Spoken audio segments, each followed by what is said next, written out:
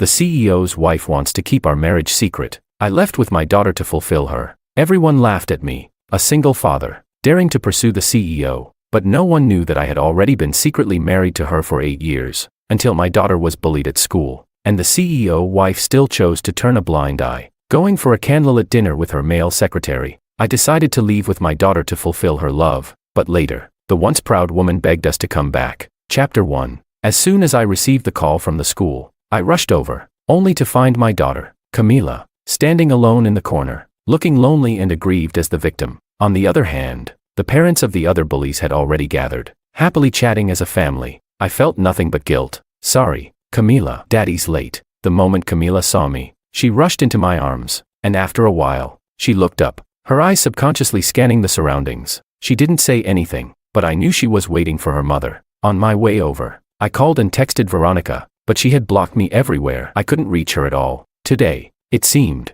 Camila was going to suffer once again. What I didn't expect was Veronica's desire to keep our marriage and pregnancy a secret, to the point where she heartlessly ignored our daughter being bullied. I had always chosen to endure, hoping to provide a complete home for my child. But now, was it still necessary? Just as I was lost in thought, the teacher came up to greet me warmly. When will Camila's mother be here? I felt a bit awkward. She's tied up with something and can't come right now. The teacher's expression turned somewhat meaningful after hearing that. I was at a loss for words, only able to try reaching Veronica again. But instead, I saw a post on Oliver's WeChat Moments. The picture showed 2 hands entwined in a luxury car, with the reflection in the window showing 2 figures leaning against each other. Veronica's face was clear, but it felt strange, like it was a version of her I could never see, because it was a tenderness and shyness I would never get. The caption Oliver posted only made my heart feel even more bitter. Turning off my phone after work. No one can disturb us. It's just me and her for a candlelit dinner. No wonder I still couldn't reach Veronica after work. Nothing could interfere with her and her assistant's romantic dinner. I can't say I'm disappointed. In truth, I had already guessed, but still clung to the last, naive hope. Now, Veronica had put an end to that hope with her own hands. Camila was all I had left. I put away my phone and looked at the teacher with a stern face. Teacher, Camila is being bullied at school, and I need an explanation. The teacher was friendly, but when she spoke, she firmly denied any bullying had taken place, claiming it was just a normal tussle between kids. The other parents even tried to shift the blame onto Camila. She hit someone too. We haven't asked you for medical fees. Let's all take a step back and resolve this. It seemed like they had all coordinated their stories. I couldn't help but laugh bitterly at their shamelessness. I was about to speak up in rebuttal when suddenly, an argument broke out near Camila. The boys surrounded her, shouting, "You don't even have a mom. You're just a wild child. Then why hasn't your mom come yet?" Camila shouted back, helpless and furious, "I do have a mom. I'm not a wild child." With teachers and parents present, they all stood there with an air of arrogance. When Camila was alone at school, I couldn't imagine how bad it must have been. My heart ached, and I quickly stepped in to shield her, coldly staring at them. "I think I've understood your attitude. If you can't teach your kids properly, I'll do it for you." The parents, realizing they were in the wrong, awkwardly pulled their children closer but still refused to admit fault. The teacher stepped in to mediate. "Calm down, Camila's dad. Let's talk this through calmly." I held back my anger, but once I had calmed down, I realized Camila had gone silent. Looking down, I saw her gripping my sleeve tightly, unable to speak, tears welling up in her eyes. I could feel her body shaking uncontrollably. She really did have a mother, but that mother couldn't be the warm harbor she needed. And worse, her mother was even used as an excuse to hurt her. Camila didn't even have the courage to defend herself. I feared staying in this environment would leave emotional scars on her, and I heartlessly hugged Camila, intending to take her away. I coldly looked at the others. I won't let this go. On the way back, Veronica's phone was still off. I angrily hung up the call, knowing it wouldn't be answered. Veronica had blocked me on WeChat Moments, but Oliver, contrary to his claim, hadn't turned off his phone. He was still posting pictures and live streaming. The two of them were already having a candlelit dinner at a Michelin star restaurant. I didn't expect her to arrange a surprise for me. "This watch I've been collecting for so long,"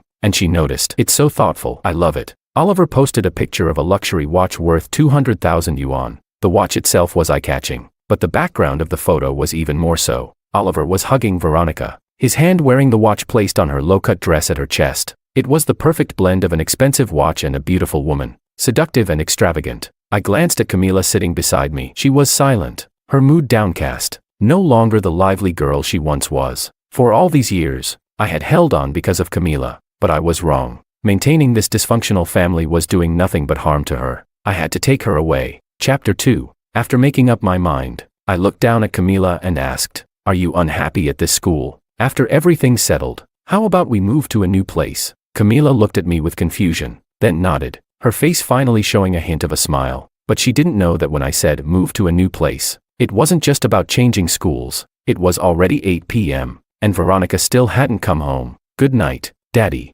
Camila came over after washing up and said good night to me. "Good night, Camila." In the past, Camila always wanted to wait for her mom to come back before going to bed. But tonight, she quietly climbed into her little bed without a word. My heart ached terribly. Though she was still small, she wasn't clueless. She probably already understood that her mother might not love her at all. I don't know why she has to bear all of this at such a young age. I waited until 2 a.m., then finally heard the sound of the door opening. Veronica walked in, looking somewhat disheveled. "You're just getting back now. Camila's been bullied at school." Before I could finish, Veronica immediately showed a look of disdain. "I don't want to deal with her school issues. You handle it. Don't bother me with this. I'm exhausted from work." I stared at her in disbelief. "She's your daughter. You're just going to ignore her. I'm already taking care of her. The money and the house are mine. You two can't even manage the basics. Don't cause me trouble." I was frozen in place. Veronica's indifferent attitude made it feel as though we were just unwanted outsiders. I lost the strength to keep talking, so I just stood there, watching Veronica leave with obvious impatience. Wherever she went, I could follow her movements through Oliver's social media posts. Oliver's latest post was a photo of the night view from a hotel room on a high floor. The reflection in the glass showed a man and a woman both in bathrobes, and they were in the same bathrobe, wrapped around both of them. I think I should be angry, but right now, all I can do is laugh. I might as well compliment Oliver on his creative idea. Looking at Veronica, she seemed like a stranger now, someone I couldn't even muster up any emotions for. The next day at work, I handed my resignation letter to my boss. The boss looked at me in surprise, clearly not expecting me to resign. After all, to them, I was just a delusional single father chasing after the CEO, hoping to marry into wealth. Back at my desk, Veronica surprisingly called me to her office. When her secretary came to call me, she had a somewhat amused look on her face. It wasn't just her. On my way there, I could feel the stares of others. The CEO called him to her office personally. Maybe he's pulling some trick to grab the CEO's attention again. Finally, they all concluded with a remark. "Out of his league." The mocking words reached my ears, and I held the document in my hand, my expression still calm. For all these years, Veronica had hidden her marriage and child, deliberately avoiding suspicion. Whenever she saw me at work, she acted as if I were invisible, never allowing me near her. During work hours, she would even block me on WeChat, preventing me from contacting her. At the time, I didn't understand. I asked her for a reason. She casually threw out, "I'm worried about our messages being seen by others," and kicked me out. Then, when Camila was 3, I got a call from the nanny. I rushed to Veronica's office when I heard Camila was sick. "Camila's sick. Come with me to the hospital." Before I finished speaking, I realized there were several people in the office. Veronica had just been in a meeting. She glared at me, her face dark, almost exposing her hidden marriage. Her gaze was so cold, it could have killed me. I ended up going to the hospital alone. Afterwards, I heard people at the office gossiping about my relationship with Veronica. Some of the bolder ones came to ask, "Why did the CEO go with you to the hospital when your daughter was sick? What's your relationship with her?" I hesitated, unsure how to explain, but before long, their expressions shifted to mockery. It turned out Veronica had issued an official company statement saying that I had been pursuing her in private. She claimed to be deeply disturbed by my behavior. The statement warned me to stop damaging the CEO's image and reputation and to cease any further harassment. Everyone at the company knew I had a daughter. From that moment on, I became the laughingstock in everyone's eyes, a single dad daring to pursue the female CEO. At that time, Oliver had just graduated from college and started as an intern in the company. His good looks quickly attracted attention. Veronica had taken an interest in him. She claimed it was for professional reasons, using Oliver as a decoy, but the fake act gradually became real, and I watched their relationship grow more and more intimate. The company had even more reasons to laugh at me. How could I compete with a young, handsome guy? At the time, I gritted my teeth and swallowed all my suffering. I told myself it was all for my daughter, but now, I didn't want to keep going anymore. Chapter 3. Upon entering the office, Veronica glanced up at me before continuing her work, giving off the impression that she intended to ignore me. I turned around, ready to leave. Veronica immediately stopped me. "Your temper is getting worse just because I asked you to wait a bit. You're throwing a tantrum." I looked at her calmly. "What's the matter?" She furrowed her brows, clearly displeased with my response. She wanted to snap, but decided to get down to business first. I heard about Camila's situation at school. Let's just forget about it and move on. I was so angry that I laughed. I looked at Veronica in disbelief. Your daughter was bullied because of you. Those kids called her a wild child with no mother. Did you know that? No, you didn't. Because you didn't even show up yesterday. Now you want me to let it go and not pursue the bullies. Veronica was clearly unaware of the reason Camila had been bullied. A flicker of shock passed through her eyes. She rarely explained herself, but this time, she tried to justify her actions. I had something to do yesterday. It was Oliver's birthday. He's working hard in this city, and it's not easy for him. He needed someone to be with him on his birthday. But what about Camila? Didn't she need her mother? From childhood until now, Veronica had always been half-hearted about Camila's birthdays. If there were other people at the party, she wouldn't show up. Camila, wanting to be with her mother, stopped having birthday parties altogether. But what she got in return was Veronica staying for only a minute. Veronica would sit there, playing with her phone, and as soon as we finished singing the birthday song, she would leave, never even giving Camila a hug. But now, she was so invested in another man's birthday. I know I've wronged Camila, but this is our business partner. He heard you were working here and asked me to handle it. Veronica then took a box out of her drawer. I'll compensate Camila. Kids forget all their troubles when they see presents. This is the gift I've prepared for her. Veronica opened the box, and inside was a sexy nightgown. I immediately became enraged. Veronica furrowed her brows but quickly relaxed, trying to play it off. I grabbed the wrong one. At that moment, Oliver entered the room. Seeing the box, he smiled and said, "Phineas, do you like the gift?" I picked it out. "You're getting older now. It's time you find a girlfriend. Then you'll be able to use something like this. Stop bothering our CEO."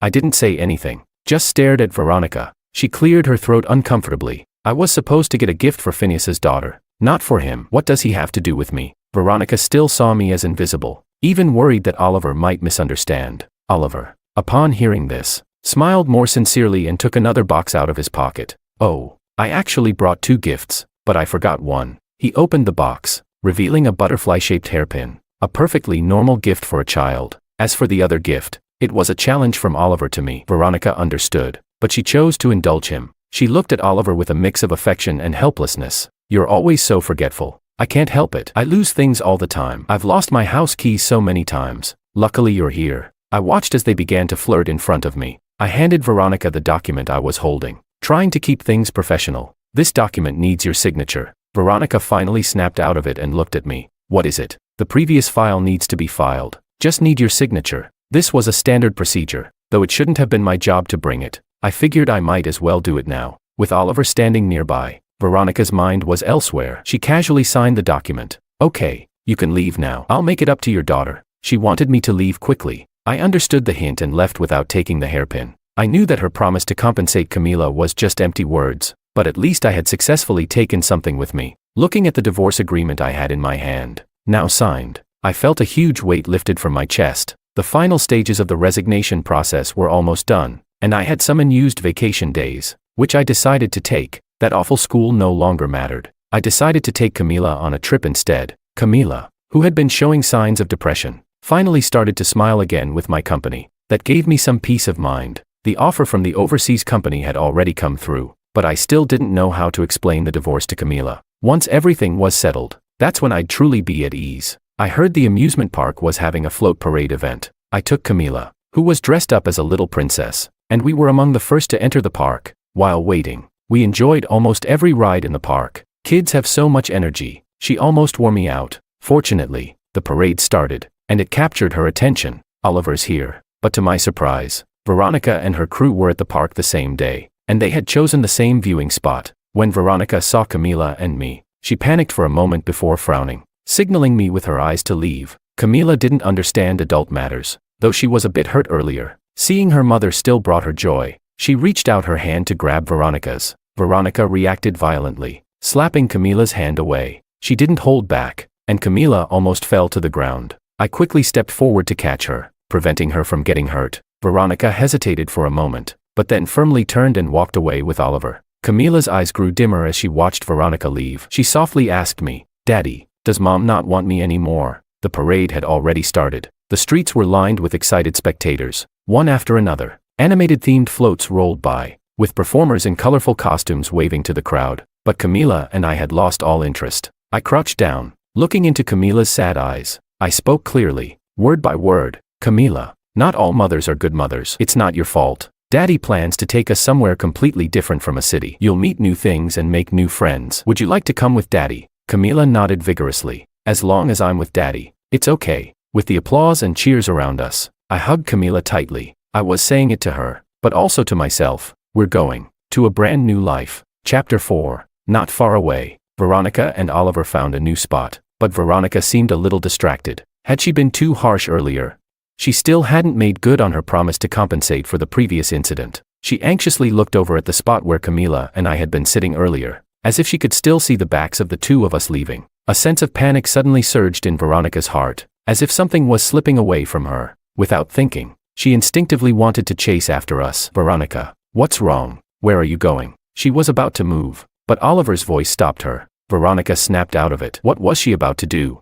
She couldn't bring herself to say she wanted to check on Phineas and Camila. Instead, she pulled back her foot. It's nothing. She'd look for them later when she got home. After all, Phineas and Camila would still be there. Today's events were still related to the school situation, and she would make it up to them. Camila's birthday was next month, wasn't it? This time, she would make sure to spend it with Camila. Thinking this, Veronica's previously tense body finally relaxed. Oliver took her hand to lead her to the next activity, but Veronica suddenly remembered that Phineas and Camila might not have left yet. They could be nearby. Before she knew it, she had let go of Oliver's hand. What's wrong? Veronica opened her mouth, but no words came out. Once again, she was speechless. Whenever it came to Phineas and Camila, it seemed she could never face them honestly. She had no interest in continuing the fun anymore. But Oliver hadn't started having fun yet. He was planning to ride the roller coaster and pulled Veronica along with him. She frowned, wanting to refuse, but couldn't resist Oliver's pouty look. So she compromised. Veronica's mind once again flashed to Phineas and Camila. Phineas and his daughter always put her first. The time spent with Veronica was precious. So if she made Veronica happy, maybe it would extend their time together. At that moment, she couldn't afford to be willful. Whether it was food, gifts, or anything else, she needed to make sure Veronica liked it. This was the method Phineas had figured out. Camila, on the other hand, simply wanted to please her mother naturally. Veronica had to admit that this kind of interaction with Camila made her feel comfortable. Camila was well behaved. As soon as she showed the slightest hint of unhappiness, she would immediately apologize and try to change. She was such a worry-free child. Amusement parks, however, were filled with children. The noise, the shouting, the roughhousing, it all made Veronica feel irritable. If Camila had been this willful and noisy, Veronica wouldn't have wanted to spend even a second with her. Not far away, a little girl insisted on buying a giant stuffed animal. Her mother refused, but the girl threw herself on the floor, throwing a tantrum. Veronica's brows tightened. The girl's mother looked helpless as she negotiated with her daughter. In the end, she bought a more reasonably sized stuffed animal. The storekeeper said, "Your daughter is so lucky to have such a good mother." The mother wasn't impressed. "She'll grow out of being spoiled. I'll indulge her now. And what's wrong with that? Kids are just naughty. They should act like kids. Kids acting like kids." Suddenly, Veronica remembered the rare compliment she'd given Camila. Right, she's like a little adult. Camila had been trying hard to be the little adult that would please her. But wasn't that something a child should be like?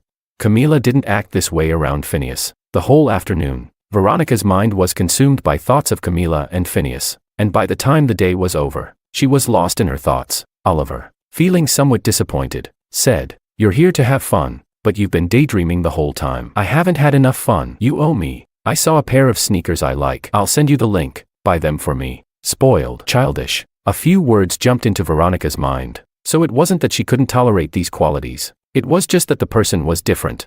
She was taken aback by her own thoughts. But that was her daughter. Although from the very beginning, she hadn't looked forward to Camila's arrival or to this marriage. Phineas had saved Veronica's grandfather's life. Her grandfather liked Phineas so much that he even wanted Veronica to marry him. Phineas was gentle, responsible, and attentive. There was nothing wrong with him. But this marriage, Veronica had never wanted it. It felt like chains imposed on her. She had absolutely no intention of showing Phineas any kindness. She didn't even want him to touch her. But then, one night, after drinking, something unexpected happened, breaking her plans. Veronica had been furious. She hadn't expected Phineas to be that kind of person. But in the end, what was supposed to happen, happened. She gave birth to a child but never wanted any contact with Phineas again. Now, Veronica had reached the present, and she'd never felt that she had done anything wrong. But now, for the first time, Veronica felt a sense of confusion. Had she done something wrong?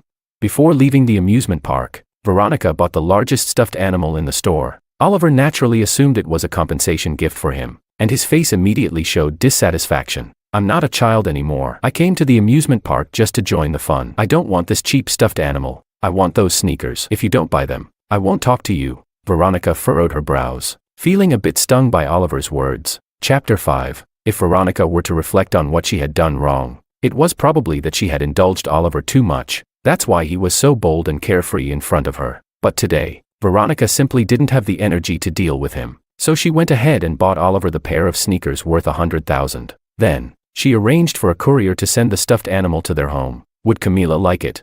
For the first time since becoming a mother, Veronica had such expectations. She wanted to see Camila's smiling face. Phineas would probably be happy about this too, right? Lately, Phineas had been pushing back against her, thinking she didn't care enough for Camila. She had to show Phineas that she was wrong. She did care about Camila. Thinking this, Veronica's mood lightened a bit. Oliver was thrilled with his new sneakers. He walked over, hugged Veronica, and tried to kiss her. Before Veronica's mind could process it, her body reacted first. She pulled away from him. Oliver paused, his face instantly falling. He purposely moved far away from Veronica, sitting quietly and staring out the window. A wave of irritation rose in Veronica's chest. She ignored him completely. That evening, Veronica locked herself in the study to handle some work. There was a project that needed to be wrapped up, but she still didn't have all the materials. Only 3 more days left, and it still wasn't ready. Are you just sitting around doing nothing? It's been almost half a month, and you still haven't prepared these materials. If you can't handle it, just quit, Veronica snapped. Speaking into the phone with her secretary, the secretary stuttered and finally admitted that the material task had been assigned to Oliver. Oliver had always bypassed the hierarchy and communicated directly with Veronica. The secretary assumed Oliver had already sent her the materials. Veronica felt a headache coming on. They were in the same house, but instead of confronting him directly, Veronica decided to message Oliver on WeChat. She sent the message, but a red exclamation mark appeared. Oliver had blocked her because of what happened earlier in the car. Veronica's face darkened as she walked to the living room. Oliver was playing a game. When he saw her, a smile appeared on his face but quickly faded. The A project materials. Now, Veronica said in a professional tone, standing not far from him. Oliver, expecting an apology instead, jumped up. Aren't you supposed to apologize first? You're asking me to work overtime late at night. That's your job. I assigned it to you half a month ago. Veronica replied calmly. Oliver's face stiffened. I'll get it to you tomorrow, he said, avoiding her gaze. Veronica rubbed her forehead, trying to keep calm. I need it now. There are only a few days left. If it's not done, we'll run out of time. Oliver stood there, unmoving. Veronica frowned, her voice growing colder. You didn't do it, did you, Oliver? Seeing Veronica angry, snapped back. You've been looking at me like I'm the enemy all day. You're even picking a fight with me over work. Fine, I won't do it. If you're in such a rush, do it yourself. With that, Oliver grabbed his jacket and left, slamming the door behind him. Bang. The loud sound of the door slamming made Veronica's heart tremble. All of the exhaustion she had been suppressing that day came rushing to the surface. If only Phineas were here, he would notice her bad mood and make her some soup, or massage her shoulders. Camila would tenderly pull her to bed. Why did these warm, tender moments now feel so distant in her memory? That's right, she had never cared about them before. She hadn't even wanted to acknowledge it. She had pushed them away, telling them to leave her alone, but they wouldn't leave. They would sit somewhere within her sight, quietly watching her. Phineas and Camila, both watching her back. A smile unconsciously appeared on Veronica's face. Just then, her phone rang, cutting off her reverie. Hello, I've arrived at the address to deliver your package, but I can't get in touch with the recipient. They're at home, Veronica replied, a sudden, uneasy feeling creeping over her. Chapter 6. During the day, a vague thought had crossed Veronica's mind but was interrupted. Now, that thought resurfaced. No, it couldn't be true. She calmed herself and double-checked the address with the courier, only to realize she had filled out the wrong district. Veronica let out a sigh of relief. Then I'll return the package to you. Please verify the address again, the courier said. Veronica thought for a moment, then agreed. It was fine. She could personally deliver the gift to Camila and surprise her. After calling in some mid-level managers, Veronica held a small meeting in her office. Suddenly, the door opened. Oliver strode in with a document in hand, grinning triumphantly at Veronica. Ha, it's just a document. I've completed it, he said with a smirk. Veronica remained silent, not responding. The others in the room were equally still, unsure of what to do. The last person who had acted this way was Phineas, and as everyone knew, the outcome had been disastrous. But Oliver was different. He was Veronica's soft spot, so it seemed unlikely he would face the same fate. Sure enough, Veronica dismissed everyone else and kept only Oliver in the room. Outside the door, the others gathered in the stairwell. In situations like this, it was only natural for people to gossip. Oliver looked so impressive at first, seemed quite imposing, but later, we found out he's just a useless idiot. I never imagined that President Lou, such a strong and capable woman, would be so infatuated with a pretty boy. When they overheard this conversation, Phineas' former colleagues joined in with their complaints.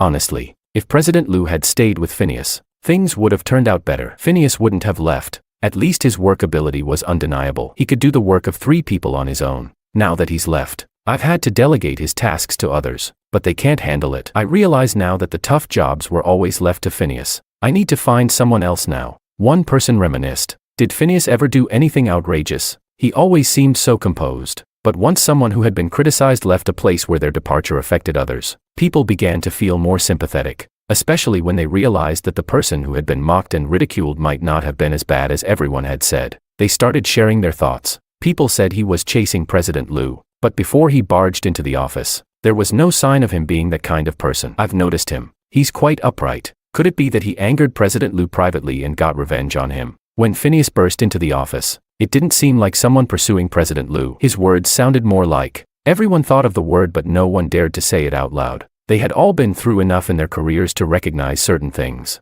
Maybe, just maybe, they were right. But soon, everyone dispersed and returned to their offices. Back in Veronica's office, she sat with her head lowered, silent. Oliver thought she was feeling guilty about what happened last night but didn't know how to express it. So he smiled and tried to offer an olive branch. He stepped toward Veronica to hug her, but she swatted his arms away. Veronica lifted her head, her eyes sharp and cold, her voice cutting through the air without an ounce of warmth. I need to set some boundaries. This is a work environment. Please, have the proper attitude for work. It was the first time Veronica had spoken so harshly to Oliver, and he looked slightly embarrassed. But nothing happened before. You never minded when Phineas was around. Veronica stiffened. She wanted to explain, to say that it wasn't like that, but once again, the words failed her. She ushered Oliver out, leaving him standing in the doorway, and then sat down in her chair, lost in thought. After a while, she picked up her phone. She thought about texting Phineas, but realized she couldn't find him in her contacts. Then it hit her, she had blocked him.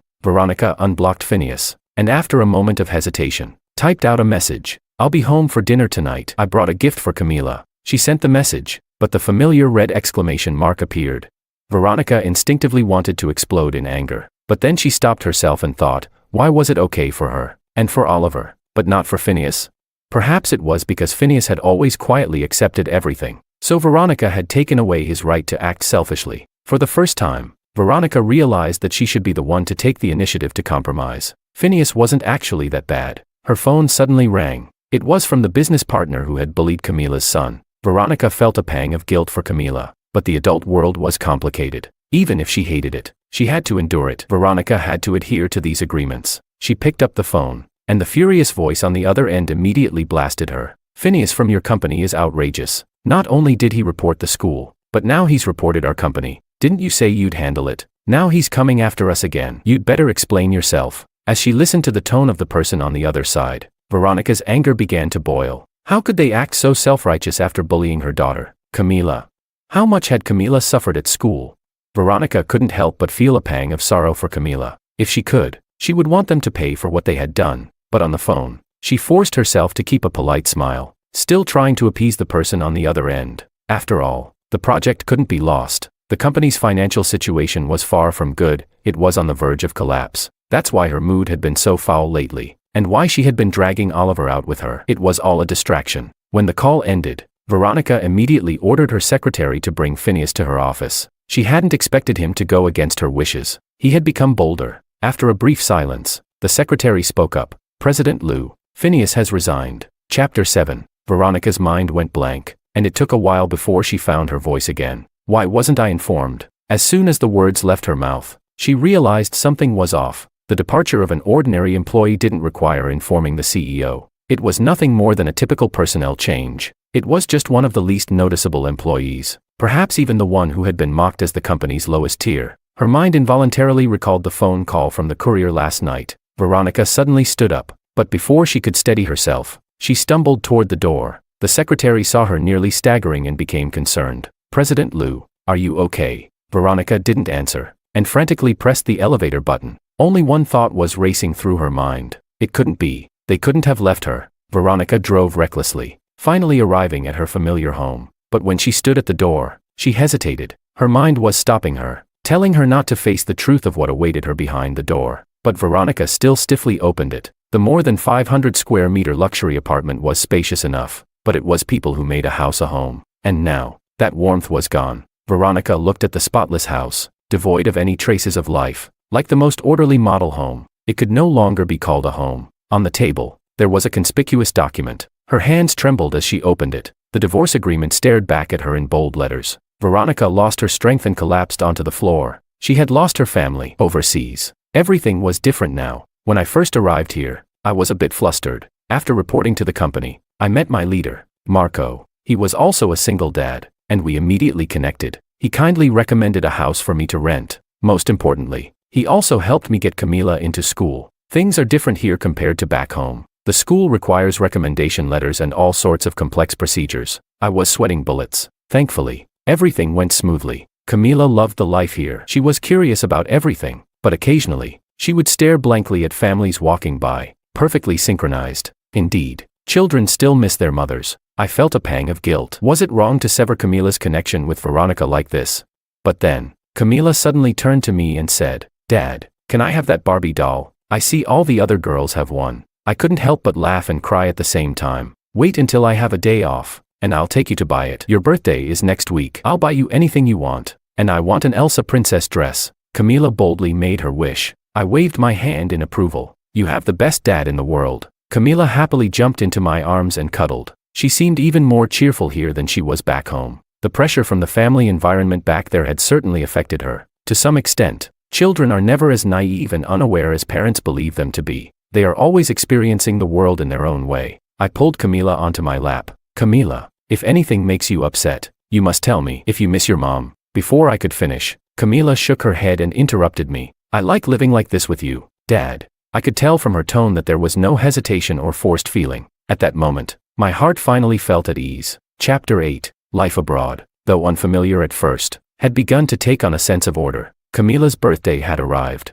I prepared a large cake and invited Marco's family to join us for the celebration. Of course, the Elsa princess dress was ready. I imagined that tonight, Camila would be the happiest little princess in the world. But when I reached the door, I saw a familiar figure I certainly did not want to see. I instinctively wanted to leave. "Are you going to avoid me every time you see me?" Veronica's voice called out. "Aren't you even going to say a word?" I didn't expect her to follow me here. At least, not so quickly. But what needed to be faced, had to be faced. I turned back in silence. "Let's go somewhere else. This isn't your place. Can't I come in?" "Not today." Veronica's eyes flashed with a hint of hurt. "Have you found another woman?" I let her misunderstand. I didn't want to explain. The two of us ended up at a cafe. Veronica looked at me sadly, forcing a bitter smile. "So, there's no possibility anymore. Can you give me one more chance?" After you left, I reflected on myself. I admit, I've been harsh all these years. I shouldn't have taken out my frustrations with my forced marriage on you, and I shouldn't have let that drunken mistake affect Camila.